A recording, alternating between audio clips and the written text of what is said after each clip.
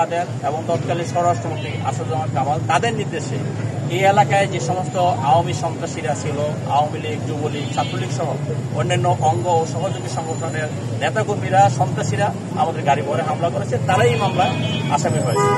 আমি বিশ্বাস করি এখন একটি গণতান্ত্রিক সময়, এই সময়ে কোনো নিরপরাধ লোক কোনো শাস্তি পাবে না। আমাদের দেশটিতে বেগম খালেদা জিয়াকে যারা হত্যার চেষ্টা করেছে তারাই আসামি হয়েছে এবং তাদেরকে আমরা শাস্তির আওতায় আনার চেষ্টা করব।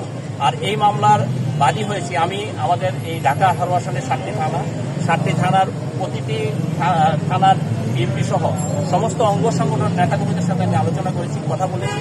তারা সবাই এক বাক্যে বলেছে যেটা আমি যাতে এই মামলার বাদী হই, অর্থাৎ আমাদের পার্টির চাহিদা, আমাদের এই ঢাকা 18 আসনে যে সমস্ত নেতাকর্মীরা আছেন তারা সবাই বলেছে একজনের, সবাই তো নেতৃবৃন্দ, সবাই তো আর আমরা বাদী হতে পারবে না। তাদের সবার চাহিদা অনুযায়ী মামলার বাদী আমি নিজেই হয়েছি, অর্থাৎ কর্মী দিয়েই তো আমি এবং আমাদের দিকে দিয়েই তো দেশটিতে বেগম খালেদা জিয়া। কাজেই দেশটিতে বেগম খালেদা জিয়া আমাদের একটি ইমোশনের ব্যাপার।